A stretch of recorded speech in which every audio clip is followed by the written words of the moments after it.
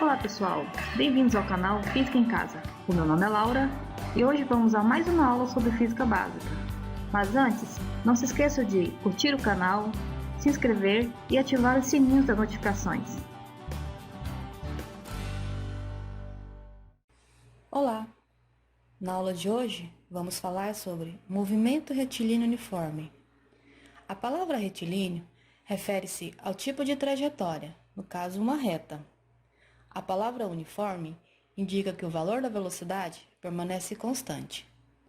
Ou seja, quando um objeto se desloca com velocidade constante, ou seja, sua velocidade não se altera, ao longo de uma trajetória retilínea, ou seja, de uma reta, dizemos que o seu movimento é retilíneo uniforme.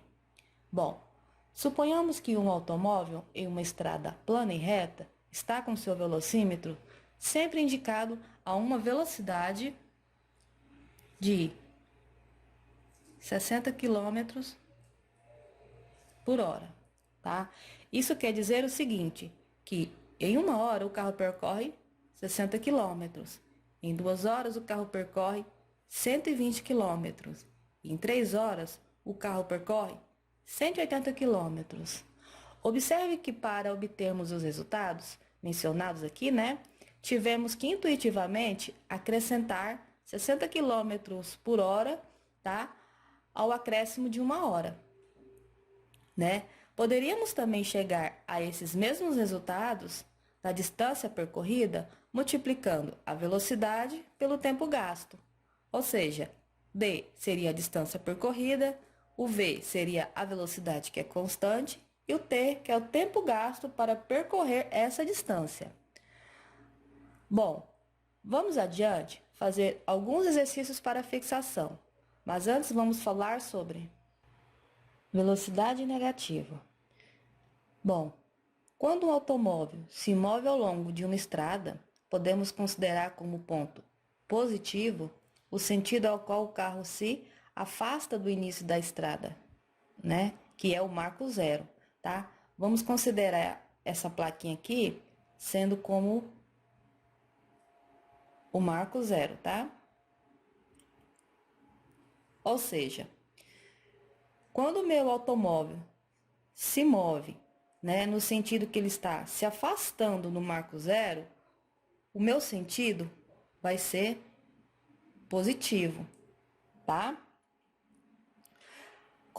Contudo, se o meu automóvel estiver se aproximando do ponto que consideramos como marco zero da estrada, dizemos que ele está se movendo no sentido negativo. Ou seja, quando ele está se aproximando do marco zero, dizemos que o seu sentido é negativo, tá?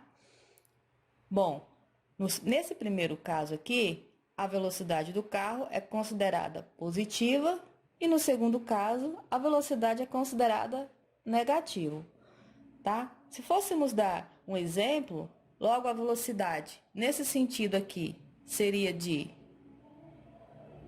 60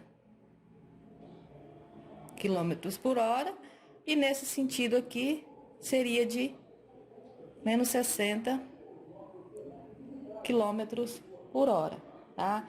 Lembra que o marco zero eu posso considerar como referencial, onde eu quero chegar, como vimos nas outras aulas, tá? Bom, lembrando que aqui foi apenas uma convenção, o sentido ao qual eu adotei, tá? Poderia ser o inverso também, tá bom? Bom, agora nós vamos falar sobre transformação de unidades, tá? Então, ao resolvermos alguns exercícios de física, precisamos realizar algumas conversões para que as unidades sejam compatíveis entre si. Por exemplo, se eu tenho lá um problema, um determinado problema lá me deu a velocidade, vamos pôr aqui, de 80 km por hora. Aí me deu um tempo lá de 30 minutos, tá? Veja que horas e minutos, apesar de ser grandezas de tempo, mas eles têm valor numérico diferente, tá? Então, eles são diferentes. Então, como que eu devo fazer? Eu devo igualar, essas grandezas, essas unidades, no caso. Então, o que eu tenho que fazer? Transformar minuto em hora, tá? Pegar esse minuto e transformar em hora. Aí vai dar certo o problema, tá? Porque ambos ficando iguais, eu consigo realizar, né, os exercícios adequadamente, tá? Então, temos aqui a grandeza que é o comprimento, que é dito em metro, tempo em segundo, massa, que é o quilograma, tá? Temos outras, né, que são o ampere, que é para medir a corrente elétrica, temos o mol, que é o número de moléculas, e temos a candela, que é para medir a intensidade luminosa. Só que como o nosso curso aqui é sobre cinemática e vamos trabalhar mais com movimentos, então vamos iniciar apenas com essas três aqui, tá? Então vamos lá. Vamos iniciar com o comprimento. Eu tenho aqui quilômetro, hectômetro, decâmetro, tenho metro, decímetro, centímetro e o milímetro. Então, para transformar quilômetros em metros, tá? Eu tenho que multiplicar cada uma das minhas unidades aqui por 10, até chegar em metro. Então, aqui eu tenho que 1 quilômetro, vou multiplicar por 10, depois por 10 e depois por 10, tá? Sempre por 10 aqui. Se eu quiser até aqui no final eu vou além, tá? Então, sempre por 10, tá? Então, eu tenho que 1 quilômetro é igual, né, a 1000 metros, tá? Porque eu cheguei até aqui. Se eu quiser transformar de metro para quilômetro, eu tenho que voltar cada uma das minhas unidades e dividir por 10, tá? Assim, sucessivamente, até chegar no ponto onde eu quero, tá? Então, é isso. Então, agora temos aqui o tempo, tá? O tempo é dito em hora, minuto e segundo. Então, se eu quero transformar horas em minutos e segundos, eu vou multiplicar agora, ao invés de ser por 10, eu vou multiplicar por 60, tá? Sempre por 60.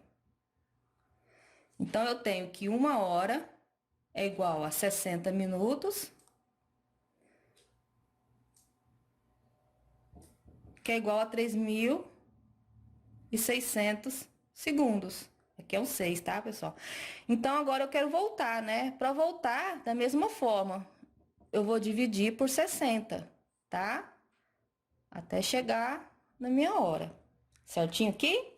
Bom, temos agora a massa. A massa ela é bem parecida com o comprimento, tá?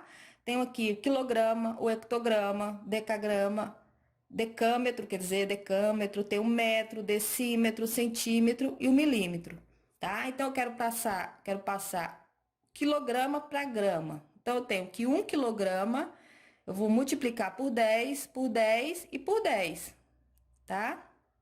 Eu multiplicando por 10, todas essas minhas unidades aqui, eu tenho que 1 quilograma é igual a 1000 gramas.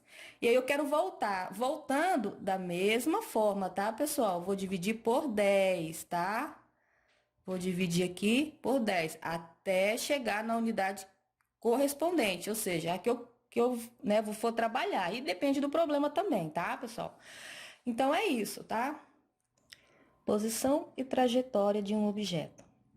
Para determinar a posição de um objeto em uma certa trajetória, basta que se forneça o valor da sua distância medida sob a trajetória, em relação ao ponto dela adotado como referencial de origem, tá? Como assim?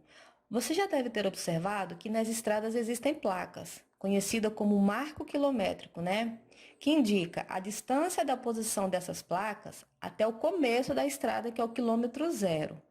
Vamos ao exemplo.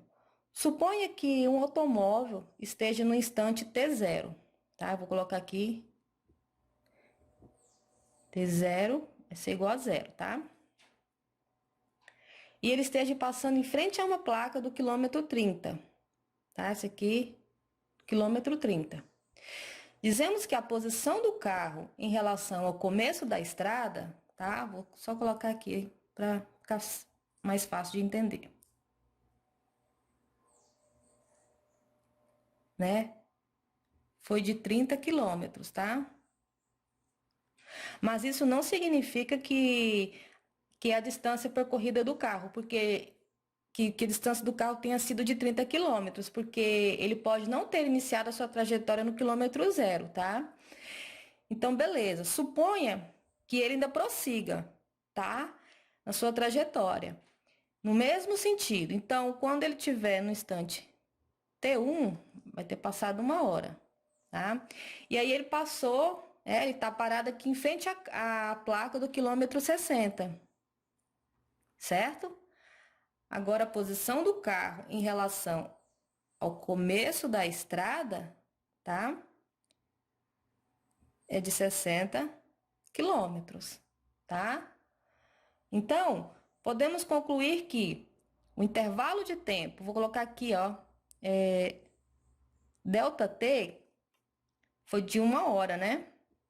Ou seja, tempo final menos o tempo inicial, vai dar 1 hora. E o carro percorreu uma distância que vou colocar aqui como delta D, de 30, por quê? Vou colocar aqui 30 quilômetros. Porque esse delta aqui, pessoal, é uma variação, ou seja, distância final, que é 60, menos o 30, tá? Essa variaçãozinha aqui, que vai me dar o 30 quilômetros, tá? Por isso que ficou 30 quilômetros. Então, resumindo bem, a posição é onde o carro está, tá? Onde ele está em um determinado momento. A trajetória é o caminho com essas várias posições, tá? Que o meu carrinho aqui fez. Entenderam?